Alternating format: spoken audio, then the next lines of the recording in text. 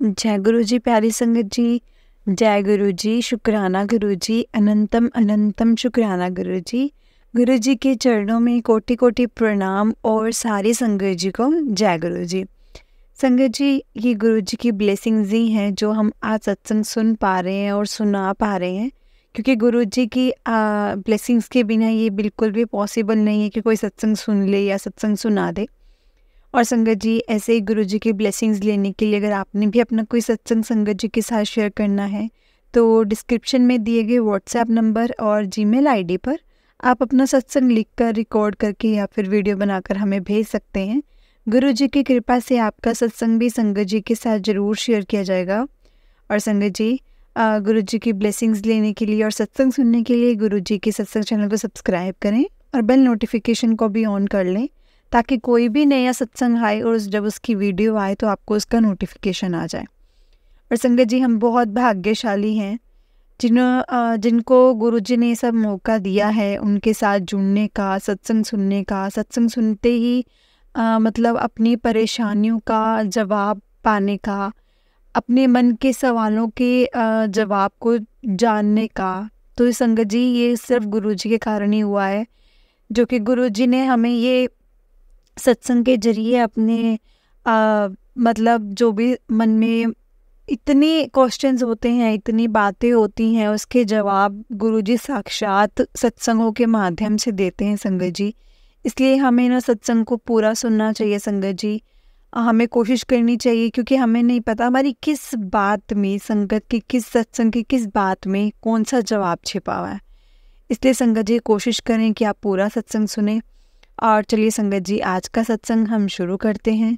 गुरु जी की कृपा से मैं भी संगत जी बहुत ब्लेस्ड हूँ, क्योंकि गुरु जी ने मुझे बहुत ब्लेस किया है। मैं सत्संग सुनाने का मुझे मौका मिलता है हमेशा। तो संगत जी, चलिए आज का सत्संग हम शुरू करते हैं। सत्संग को शुरू करने से पहले गुरु जी के चरणों में कोटि कोटि प्रणाम और सारी संगत जी को जय गुरु जी। संगत जी, सत्संग को शुरू करने से पहले गुरु जी का मंत्र जाप। तो चलिए संगत जी, आप भी मेरे साथ मंत्र जाप करिए। ओम नमः शिवाय, शिव जी सदा सहाय। ओम नमः शिवाय, गुरु जी सदा सहाय। जय गुरु जी। संगत जी, संगत जी, आज का ये सत्संग एक आंटी जी ने हमें शेयर किया है, जो कि बहुत ही इमोशनल सा सत्संग है संगत जी। जब मैंने इसे रीड किया कि मैं इसको सुनाऊंगी, तो संगत जी, मेरे को खुद एक मन में ना ऐसा होने लग गया कि सच में ऐसा होता है। संगत जी, आंटी जी का सत्संग कुछ इस प्रकार से शुरू हुआ। जय गुरु जी। संगत जी, आंटी जी कहते हैं कि मेरे पास एक छोटा सा परिवार है, जिसमें मेरे पति थे, बेटा है 24 साल का और मेरी बेटी है। संगत जी, हम बहुत खुश थे और हमारे पास किसी चीज़ की कोई कमी नहीं थी। कहने को मतलब कि जो मुंह से निकलता था वो पहले पूरा हो जाता था, हमें कुछ सोचने की ज़रूरत नहीं पड़ती थी।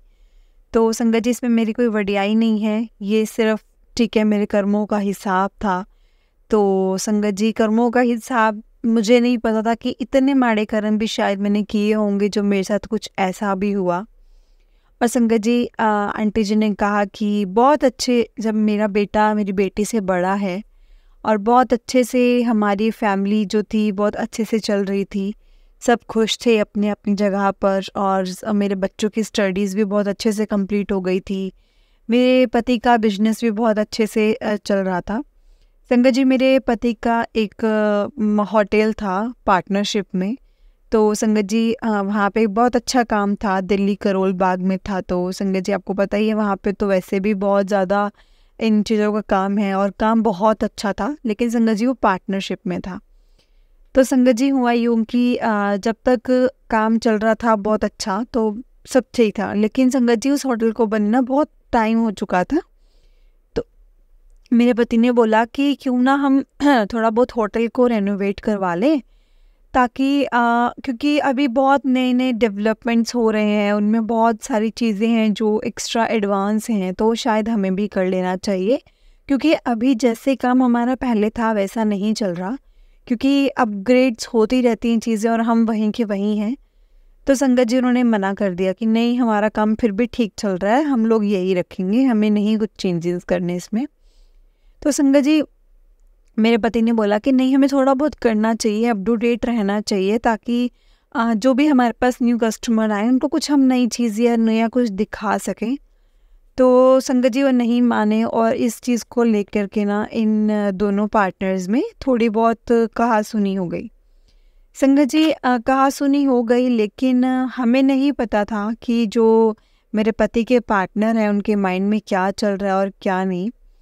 संगत जी उन्होंने एक बार तो ऐसा ट्राई किया कि उन्होंने कुछ पेपर्स बनवाए और जिस पे ना उन्होंने धोखे से साइन लेने के लिए मेरे पति को रात में बड़ी शराब वगैरह पिला दी और तब पार्टी पुर्टी करने के बहाने।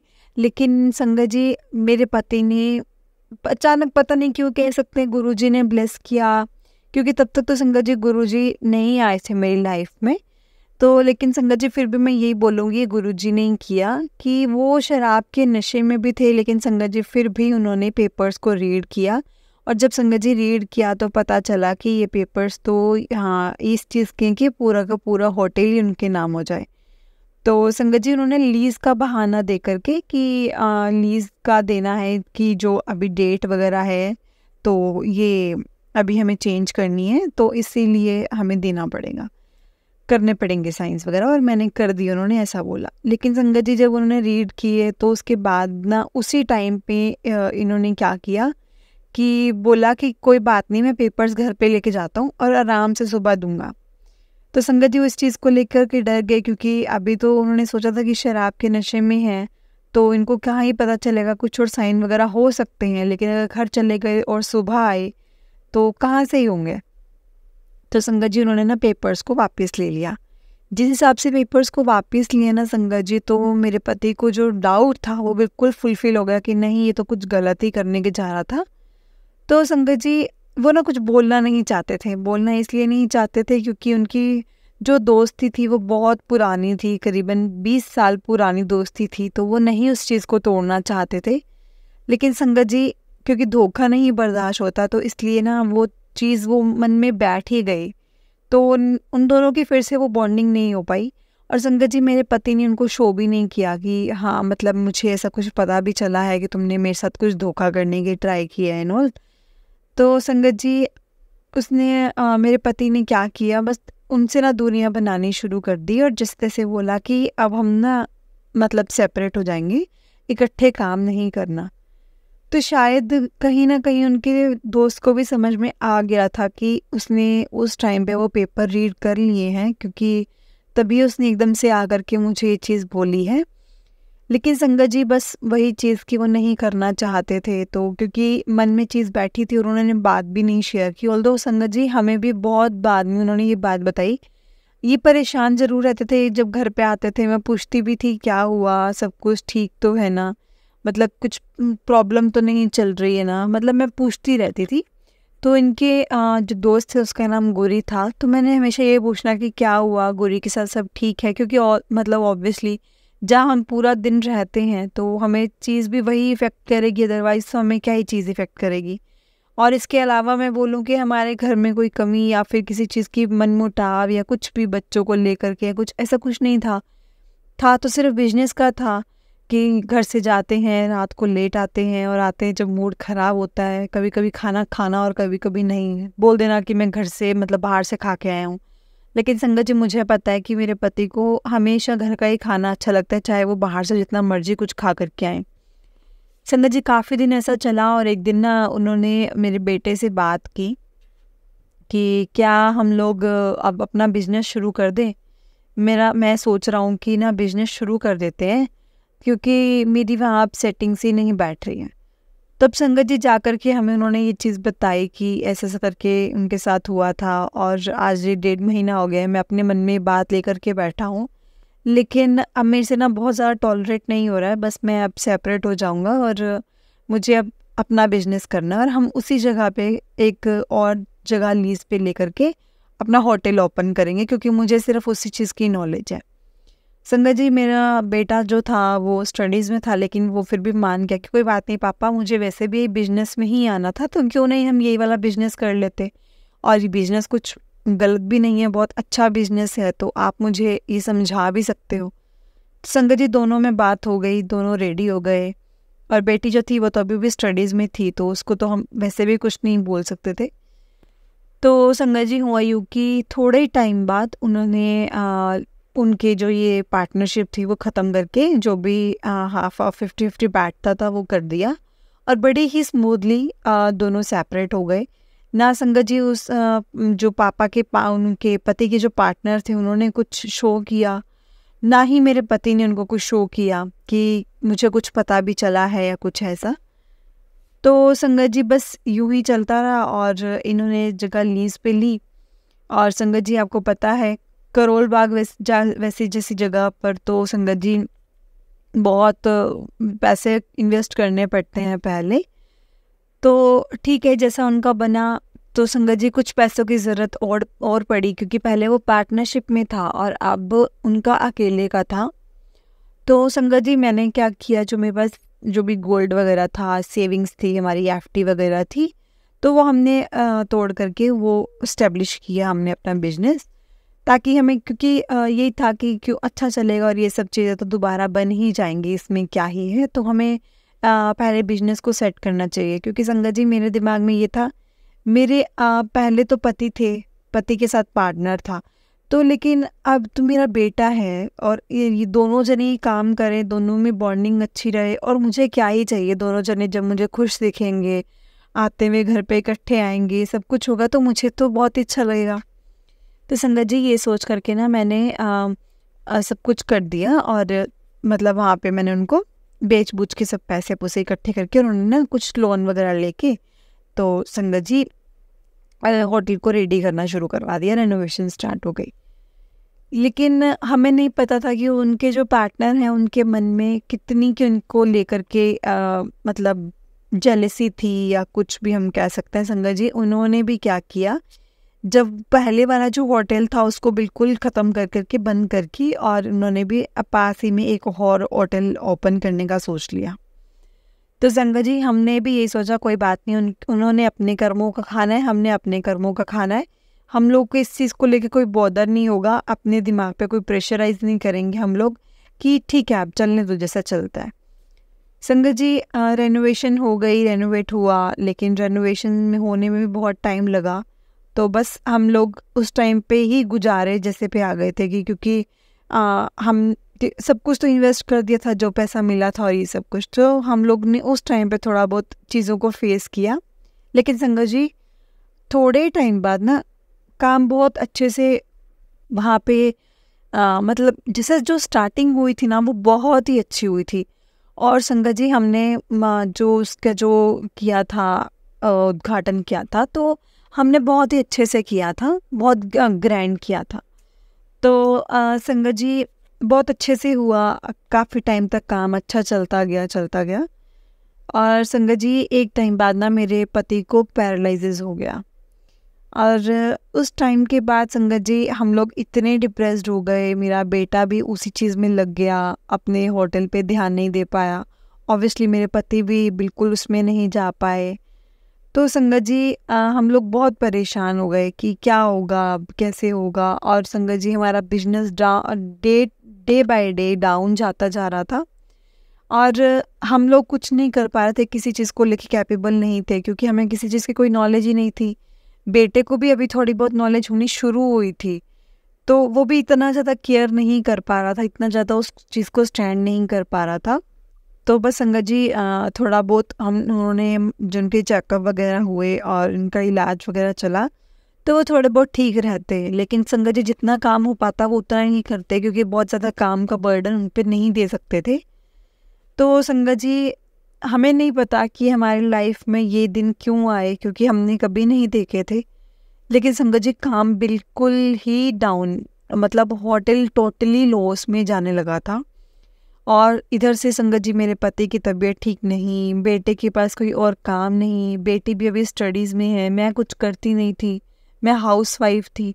तो समझ में नहीं आ रहा था कि क्या करें, अब कैसे चलेगा, सब कुछ कैसे ठीक होगा। तो और ना संगत जी इतना हम लोगों पे कर्जा आ गया, इतना कर्जा आ गया कि अब मानो हम पे 70-80 लाख का कर्जा हमारे सिर पर चढ़ गया था क्योंकि संगत जी होटल का जो काम वगैरह होता है आपको पता है कि इतने बड़े शहर में इतनी अच्छी पोश एरिया में सब चीज़ें करना और इतना पैसा इन्वेस्ट करने के बाद। तो संगत जी धीरे धीरे करते करते करते करते, क्योंकि एक एक टाइम पर ऐसे नहीं हो सकता ना कि हमारा काम अभी बंद हुआ तो आज ही हम उस काम को बंद कर देंगे। हम थोड़ा बहुत तो टाइम लेंगे उस चीज़ को देखने के लिए, लेकिन संगत जी वो नहीं हुआ। हमने बहुत ट्राई की लेकिन वो नहीं हुआ। और संगत जी इस चीज़ को लेकर के मेरे पति और ज़्यादा डिप्रेशन में चले गए कि अब क्या होगा, अब मेरी तो बेटी भी बैठी है, मैं उसको कैसे संभालूंगा, घर कैसे चलेगा, वगैरह वगैरह। और क्योंकि संगत जी बात भी ठीक थी, क्योंकि कुछ भी नहीं था इसके अलावा, हम तो सिर्फ डिपेंड ही उस पर थे। और संगत जी बस इसी चीज़ का ना डिप्रेशन मेरे पति ने अपने माइंड पे ले लिया और बहुत ज़्यादा डिप्रेस्ड रहने लगे। तो संगत जी एक दिन ना ऐसे ही बैठे बैठे मेरे पति ने मेरे बेटे को बोला कि देख, अब घर तक लोग आगे आने लग गए हैं पैसा मांगने के लिए। क्योंकि जब भी संगत जी किसी को दिखता है ना कि वो डाउन जा रहा है, तो उसको गिराने के लिए संगत जी और भी लोग बहुत जल्दी आ जाते हैं। तो वही चीज़ संगत जी हमारे साथ हो रही थी कि हम लोग यहाँ पे इतने परेशान थे, लोगों ने हमारी मदद तो क्या ही करनी थी, और उन पे जैसे जले पे नमक छिड़कने वाला काम चल रहा था संगत जी।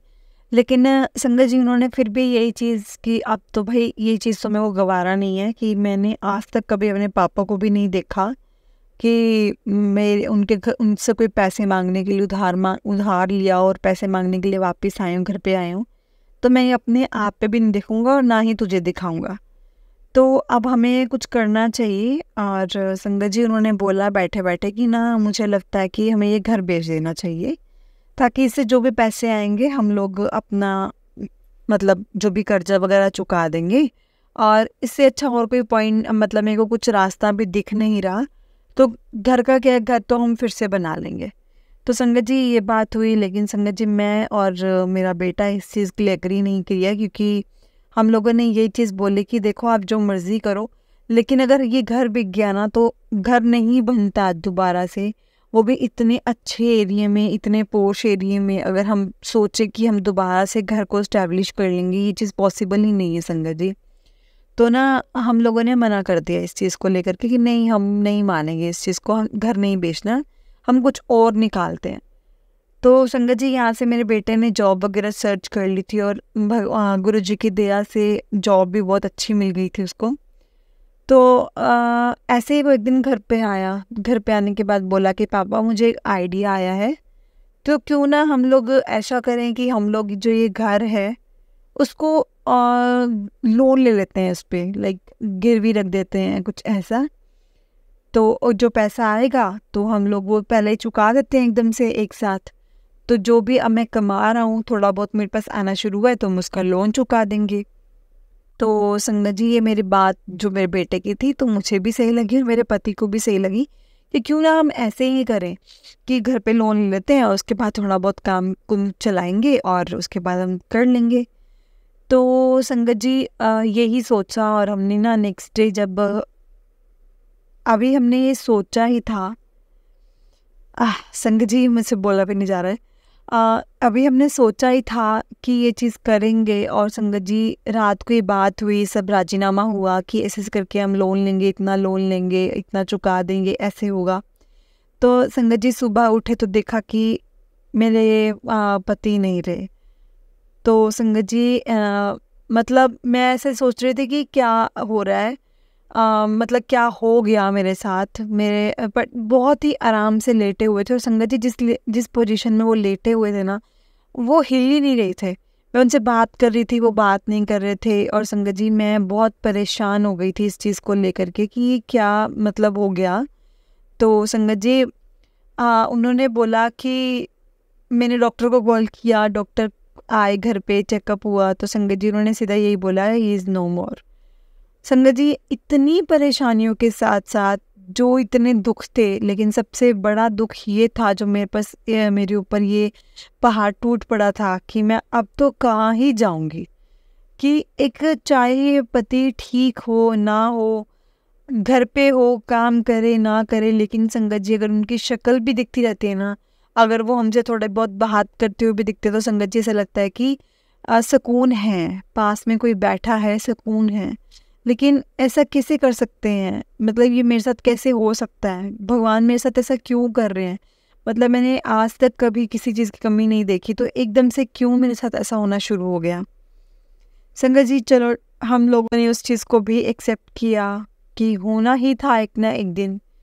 तो संगत जी मतलब मैं बहुत ज़्यादा टूट चुकी थी। मेरे पास कोई हिम्मत नहीं थी किसी चीज़ को भी करने की। मैं अपने घर को सँभालने में सक्षम नहीं थी इतनी कि मैं घर को कैसे सँभालूँ, मुझे कुछ समझ नहीं आ रहा था। मतलब मानो मेरा दिमाग ही काम करना बंद कर गया था। तो संगत जी हुआ यूँ कि मेरे बेटे ने अपनी जॉब कंटिन्यू रखी, जॉब नहीं छोड़ी। उसने कुछ दिनों की लीव ली, लेकिन उसको भी पता था संगत जी कि अब मेरी जॉब के अलावा और कोई भी ऑप्शन नहीं है। और हमने फिर से अपनी उसी बात पे स्टैंड लिया कि हम लोग लोन लेंगे, लोन लेने के बाद चुका देंगे, और जो लोन होगा वो मैं धीरे-धीरे चुका दूँगा। मेरे बेटे ने फिर से संगत जी लोन लेने का सोचा, और लोन लेने के प्रोसेस में ना संगत जी बहुत टाइम लग गया, क्योंकि जो ये घर था वो पापा और मेरे पति के नाम पे था। तो उससे पहले मतलब सब कुछ मेरे बेटे के नाम पे करवाया गया। बेटे के नाम पे करवाने के बाद वो लोन वगैरह पास होना शुरू हुआ। बहुत लंबा प्रोसीजर था इस चीज़ का, लेकिन संगत जी फिर भी हो गया।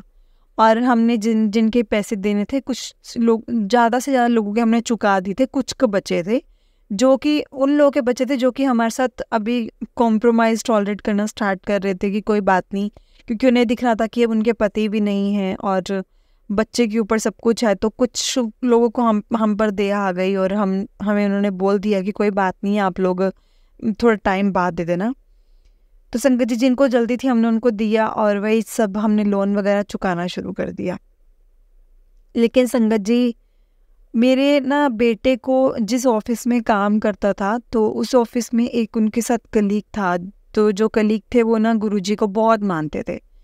तो वो संगत जी हमेशा मेरे बच्चे को परेशान देखते थे। तो परेशान देखना, और मतलब उन्होंने हमेशा उनसे पूछना कि क्या हुआ, तुम इतने परेशान क्यों रहते हो। तो उन्होंने बताया कि मेरे घर में जो जो उनकी प्रॉब्लम थी, क्योंकि वो उनका एक तरह से बेस्ट फ्रेंड बन चुका था, और अपने बेस्ट फ्रेंड से संगत जी हर कोई दिल हल्का कर ही लेता है। तो उसने बोला कि क्यों ना तो गुरुजी के पास जाया एक बार। तो कहता कि कौन गुरुजी, और मैंने कोई ऐसे नहीं पढ़ना इन गुरुजी गुरुजी के चक्कर में, कि क्यों ही, मतलब मुझे नहीं पता कि क्या होगा क्या नहीं, वैसे भी मेरी ज़िंदगी में कुछ अभी अच्छा चल नहीं रहा। तो संगत जी उसने अश्योर किया कि नहीं, तो एक बार गुरुजी के पास जा कर के देख, अरदास लगा करके देख, तेरी ना लाइफ ही बदल जाएगी, तेरी किस्मत चमक सी जाएगी। तो जब संगत जी उसको ये चीज़ सुनी उसने, तो कहता चल ठीक है, मुझे बताना कि सत्संग कहाँ होगा, कैसे होगा। तो संगत जी उसने बोला तो सत्संग छोड़, तो सबसे पहले ना हमारे साथ बड़े मंदिर चल, हम लोग ना बड़े मंदिर जाने का प्लान कर रहे हैं, मैं और मेरी फैमिली भी हैं। तो ऐसे कर, तू आंटी और दीदी से भी पूछ ले, और हम लोग चलते हैं सारे बड़े बड़े मंदिर, और इस बहाने तुम लोग थोड़ा बहुत घूमोगे भी, तो थोड़ा बहुत दिमाग वगैरह भी ठीक होगा। तो संगत जी मेरे बेटे को ये बात ठीक लगी, तो उसने ना हमें घर आके बोला कि हम लोग ना रेडी होंगे, और ना हम बड़े मंदिर जा रहे हैं। तो बड़े मंदिर जा रहे हैं, तो हम लोगों ने सोचा कि बड़े मंदिर जा रहे हैं, और एकदम से कैसे प्लान कर लिया। तो उसने बोला कि नहीं, हम बड़े मंदिर जा रहे हैं, यहीं एम्पायर स्टेट में ही है, दिल्ली में ही है, तो हम लोग वहाँ जाएंगे। तो संगत जी हम लोग रेडी हुए, बड़े मंदिर गए, और बड़े मंदिर जाके ना संगत जी इतना का सुकून मिला, इतना सुकून मिला, इतना अच्छा लगा। मतलब पति जी के जाने के बाद इतने टाइम बाद हमें कुछ खुशी मिली होगी। मेरे बेटे के भी फेस पे स्माइल थी, मेरे बेटे के भी फेस पे स्माइल थी। और हम जिन फैमिली के साथ गए थे, वो फैमिली भी बहुत गुरुजी की, मतलब ऐसी थी कि प्यारी संगत थी, बहुत ही अच्छी फैमिली थी। और मेरी ना मतलब ऐसे ही हुआ कि एकदम से ना दिमाग में ऐसा आया कि क्यों ना मतलब मेरे बेटे के जो कलीग है उसके साथ ही मतलब मेरी बेटी की शादी हो जाए, क्योंकि संगत जी वो बहुत ही प्यारी संगत थी। तो बस यही दिमाग में सोची जा रही थी। तो बस हम लोग पहुँचे, और हम लोगों ने गाड़ी बाहर निकाली जाने के लिए। तो संगत जी आप लोग को पता होगा कि बड़े मंदिर के ऐसे नीचे जा कर के कि टी पॉइंट आता है। तो संगत जी वहाँ पे ना एक टी पॉइंट पे जब हमारी गाड़ी से हम लोग गाड़ी में बैठने लगे, तो यार संगत जी एक ना हमें एक अंकल दिखाई दिए। तो मुझे नहीं पता था कि गुरुजी अपनी जवानी वाला टाइम पे कैसे से दिखते थे, कैसे नहीं दिखते थे। तो संगत जी सिर्फ पता नहीं मेरा भ्रम था कि क्या था क्या नहीं था, और ना उन्होंने हमारी गाड़ी की तरफ इशारा किया कि रुको रुको वाला। तो हम लोग संगत जी रुक गए, और जब रुके तो उन्होंने हमसे पूछा कि क्या आपके पास गुरुजी का स्वरूप है, डैशबोर्ड वाला। तो हमने बोला कि नहीं। तो उन्होंने बोला कि आप एक घर में हैं? हमने बोला नहीं। तो हमने बोला कि अंकल जी हम लोग ना अभी अभी जुड़े हैं संगत जी के गुरु जी के साथ, हमें नहीं पता, और ऑल्दो हमने कभी सत्संग वगैरह भी नहीं सुने हैं। तो संगत जी उन्होंने बोला कोई गल नहीं, हुण तेरे नाल बहुत वधिया होगा, तू हुण एक बार आ गया ना, हुण तेनू कोई मात नहीं दे सकता। तो उन्होंने संगत जी मेरे बेटे को ऐसे ब्लेस किया, ऐसे ब्लेसिंग्स दी, और मानो जैसे मुझे ऐसा लग रहा था कि साक्षात भगवान आके ये चीज़ बोल रहे हैं, क्योंकि मेरे कान तरस गए थे ये ब्लेसिंग्स लेने के लिए और ये सब सुनने के लिए। तो संगत जी मैं बहुत खुश हुई। उन्होंने हमें डैशबोर्ड वाला स्वरूप दिया, एक बड़ा स्वरूप भी दिया। उन्होंने बोला कि अपने घर में रखो। पॉकेट स्वरूप भी दिया मेरी बेटी के लिए कि अपने पास रखना, हमेशा स्टडीज़ में काम आएगा। उन्होंने संगत जी एक साथ हमें 3 स्वरूप दे दिए, और हम लोग इतने खुश कि और हमें स्वरूप मिला है, क्योंकि हम लोगों ने सुना था कि गुरुजी का स्वरूप मिलता है तो मतलब गुरुजी खुद आपके घर में आते हैं। तो बस वही चीज़ सोच करके और हमने शुरू किया, और मैंने फिर अपने बेटे को बोला कि मुझे सत्संग भी जाना है, तो मुझे एक बार सत्संग का अरेंज करवाओ कि हम सत्संग कहाँ जा सकते हैं। संगत जी उसने मेरे कलीग से बात की। कलीग ने बोला कि मेरे मम्मा जाएंगे तो आप उन्हीं के साथ चले जाना। तो संगत जी मैं उनके साथ सत्संग गई। बड़ा ही प्यारा सत्संग लगा मुझे, वहाँ पे जाके बहुत सुकून मिला, बहुत शांति मिली। और मतलब जिनके साथ मैं गई थी तो मुझे वो भी बहुत अच्छे लगते थे। गुरुजी की प्यारी संगत ही लगती थी, वो बहुत प्यारी संगत थी। बस मन में ये याद था कि ये मेरी बेटी की सास बन जाए और इनका रिश्ता शुरू हो जाए, ताकि मैं निहाल हो जाऊँ, मेरी बेटी सुखी रहेगी। मैं इस चीज़ के लिए श्योर थी। तो संगत जी पर मैं डर रही थी कि अपने बेटे से बात करूँ इस चीज़ को लेकर के कि नहीं करूँ। और ना फिर से संगत जी इन्होंने क्या किया कि मतलब मेरे बेटे के दिमाग में पता नहीं क्यों कैसे आया, उसने एकदम से बोला कि मम्मा मुझे ना फिर से होटल की लाइन में जाना है। तो संगत जी उस टाइम पे तो हमारा कुछ भी ऐसा नहीं बन सकता था कि वो होटल की लाइन में जाए या कुछ ऐसा करे। तो संगत जी लेकिन उसने जिद पकड़ी हुई थी कि नहीं, मुझे होटल की लाइन में ही जाना है।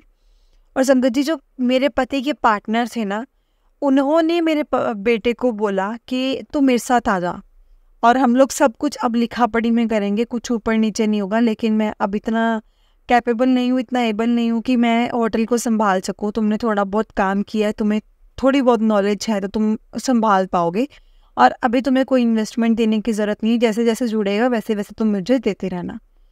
तो संगत जी हमें नहीं पता कि कैसे गुरु जी के जो बंदा, जो इंसान मतलब मेरे पति के इतने खिलाफ था, और उसने ही आज गुरु जी ने ही करवाया संगत जी, वो ही आज आके हमें मेरे बेटे को जॉब ऑफर कर रहा है कि तू कोई बात नहीं आ जा, हम लोग इकट्ठा करेंगे सब कुछ ये वो। तो मैं बहुत हैरान थी इस चीज़ को लेकर के, ये अच्छा ऐसा भी कुछ हो सकता है। संगत जी तब से हमारे दिन पलटने शुरू हो गए। हम लोगों ने नित्य नियम बनाया कि हम लोग अब गुरु जी के मंदिर, बड़े मंदिर जाया करेंगे। और दूसरी अरदास मेरी ऐसे पूरी हुई कि जो मैंने सोचा था, मैंने अपने बेटे से बात किया कि मतलब तुम्हारा जो कलीग है वो कैसा है उसका, क्योंकि तुम तो हर वक्त उनके साथ रहते हो, तुम्हें पता होगा कि कैसे उनका नेचर है कैसा नहीं। तो फिर मैंने उसको इशारा किया क्यों ना हम तुम्हारी बहन के लिए देख लें। तो संगत जी वो रेडी हो गया, वो एकदम से रेडी हो गया कि मम्मा इससे अच्छा तो लड़का शायद हमें कोई मिल ही नहीं सकता। तो संगत जी मतलब मेरी ये वाली अरदास जो मैंने बड़े मंदिर जाके पहली बार में, मतलब मेरी अरदास भी नहीं लगाई थी, मेरे मन में था, और गुरुजी ने वो मेरे मन की बात भी सुनी। और संगत जी हमने फिर रिश्ते की बात चलाई तो संगत जी मुझे नहीं पता था कि वो भी इस चीज़ के लिए थोड़ा बहुत सोच रहे थे।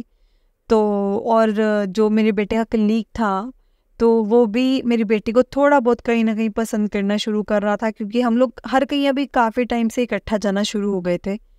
तो संगत जी ऐसे कर करके हम लोगों ने इधर से मेरे बेटे का होटल वगैरह अच्छा चलने लग गया, उधर हम लोग दो परिवार एक परिवार हो गए। मेरे मन मर्जी का, मेरे दिल को भाने वाला लड़का मिल गया मेरी बेटी के लिए, जो मुझे पता था हमेशा खुश रखेगा। और संगत जी मैं बस यही दुआ करूँगी, यही अरदास है मेरे गुरुजी से कि मेरे पति को भी अपनी चरणों में लगाए रखना, और हम सबको ब्लेस करना। और संगत जी अभी थोड़े ही टाइम में मेरी बेटी की शादी है, और शादी के टाइम पे जो जो चमत्कार होंगे संगत जी मैं आपको वो भी ज़रूर बताऊंगी, वो भी आपसे उस सत्संग का शेयर करूंगी। लेकिन संगत जी आज मेरी कंडीशन फिर से वैसी ही है, हमें कभी, और फिर से वही चीज़ आ चुकी है कि हमें कभी सोचना नहीं पड़ता किसी चीज़ को लेकर के।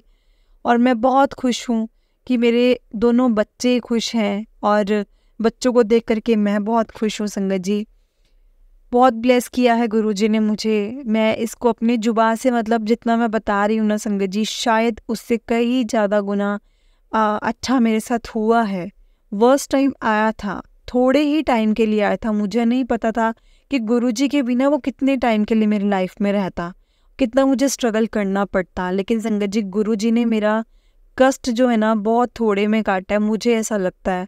क्योंकि जो हमारी कंडीशन थी ना, वो ठीक होने वाली कंडीशन ही नहीं थी। लेकिन संगत जी, फिर से हम पैरों पे स्टैंड हुए, फिर से हम लोगों ने एक लाइक एम्पायर ही खड़ा किया। हमारा घर तो संगत जी जो लोन वगैरह था वो चुका करके हमने फिर से अपने नाम करवा लिया। हो जाता तो, अगर ये सब नहीं होता तो शायद हमारे पास अब घर भी नहीं होता। घर नहीं होता तो घर हम रहते कहाँ पे संगत जी। और हम लोग अब बहुत ब्लेस्ड हैं गुरुजी के द्वारा। गुरुजी ने हमें बहुत ब्लेसिंग्स दी हैं। गुरुजी ने हमेशा अपना आशीर्वाद दिया है। और जब भी कोई प्रॉब्लम होती है ना संगत जी, मुझे उस चीज़ के इशारे पहले ही मिलने शुरू हो जाते हैं। और मुझे काफ़ी टाइम से ये मैसेज भी आ रहा था कि पुत्र आपदा कोई एक ਵੱਡਾ सत्संग शेयर कर, जो तेरे नाल कुछ होया होवे, अच्छा होया होवे। तो मेरे साथ तो संगत जी अभी तक ये अच्छा हुआ है कि गुरुजी मेरी लाइफ में आए हैं। गुरुजी के बिना तो संगत जी मेरी लाइफ मानो बिल्कुल ज़ीरो थी ही नहीं, कहने का ना के बराबर ही थी। क्योंकि जितनी जो मेरी लाइफ में खुशियाँ थी वो तो संगत जी बिल्कुल छिन चुकी थी। बस अब मेरे बच्चे ही 2 थे जो जिनको मैं खुश देखना चाहती थी, जिनकी वजह, जो मेरे खुश रहने की वजह बन सकते थे। आज वो दोनों खुश हैं, दोनों के फेस पे स्माइल देखती हूँ तो संगत जी मेरा दिन ऐसा निकलता है कि आज मेरा दिन बहुत अच्छा निकलेगा। क्योंकि मेरे दोनों बच्चे खुश हैं, दोनों बच्चों के फेस पे स्माइल है, और मैं बहुत ही ज़्यादा खुश थी संगत जी। और गुरुजी ने मुझे बहुत ब्लेस किया है। मुझे कैसे जोड़ा है मेरे बेटे के ज़रिए, बेटे के कलीग के ज़रिए, मैं तो खुद हैरान हूँ इस चीज़ को सुन करके। क्योंकि संगत जी मुझे डेट भी नहीं याद एग्जैक्ट कि हम कैसे जुड़े, कब जुड़े, लेकिन हम जुड़े हैं। और मैं चाहती हूँ गुरुजी मुझे अपने ऐसे चरणों से लगाए रखें, और सभी संगत को हमेशा अपना आशीर्वाद दें, और हमेशा संगत को ब्लेस करें। गुरुजी की ब्लेसिंग्स हम सबको, सब संगत को मिलनी चाहिए, जो भी उनकी प्यारी संगत है। जय गुरुजी, शुक्राना गुरुजी, अनंतम अनंतम शुक्राना गुरुजी, लख लख बार शुक्राना गुरुजी। मेरे गुरुजी महाराज का लख लख बार शुक्राना। जितनी मैं तारीफ़ करूँ मेरे गुरुजी के बारे में उतनी ही कम है। शायद मैं जन्म भी ले लूँगी ना दोबारा, और तो भी शायद कम ही पड़ेगा। क्योंकि गुरुजी ने मेरे पे इतनी ब्लेसिंग्स दी हैं, इतनी ब्लेस किया है मेरी ज़िंदगी को, मेरी लाइफ को, कि मैं बता ही नहीं सकती। जय गुरुजी, शुक्राना गुरुजी। जय गुरुजी। प्यारी संगत जी, संगत जी बहुत ही अच्छा सत्संग था संगत जी का, जो कि इनकी सत्संग को सुन के ये भी लगता है कि गुरुजी की ये बहुत प्यारी संगत होंगे। बहुत ही प्यारी संगत है संगत जी। गुरुजी की ब्लेसिंग्स कैसे मिलती है, मैं खुद नहीं पता चलता। कैसे गुरुजी अपने पास हमें जोड़ते हैं, अपने साथ जोड़ते हैं, अपने पास बुलाते हैं। संगत जी हमें कुछ नहीं पता चलता, लेकिन हमारे वर्स्ट टाइम में गुरुजी हमारा ज़रूर हाथ पकड़ते हैं, ये श्योर है। जय गुरुजी, शुक्राना गुरुजी। ऐसे ही हम सब पर अपनी कृपा बरसाए रखना संगत जी।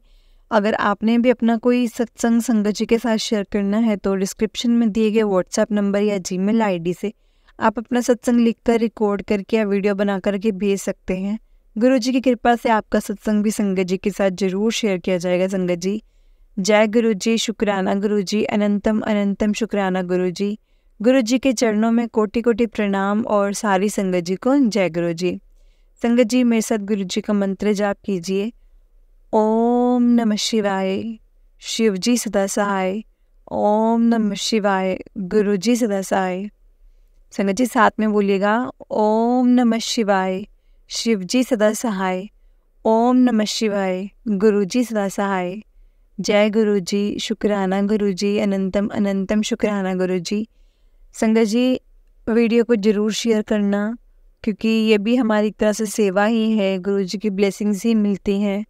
अगर हमारे द्वारा शेयर किया गया सत्संग भी अगर कोई सुन लेगा संगत जी, तो ये भी बहुत बड़ी ब्लेसिंग्स है हमारे लिए, जो गुरुजी हमें देंगे। जय गुरुजी, शुक्राना गुरुजी, अनंतम अनंतम शुक्राना गुरुजी। जय गुरु जी। प्यारी संगत जी, हम सब गुरु जी की संगत हैं, जो और गुरु जी का आशीर्वाद हम पे ऐसे ही बना रहे, हम यही अरदास करेंगे। जय गुरु जी, शुक्राना गुरु जी। जय गुरु जी संगत जी।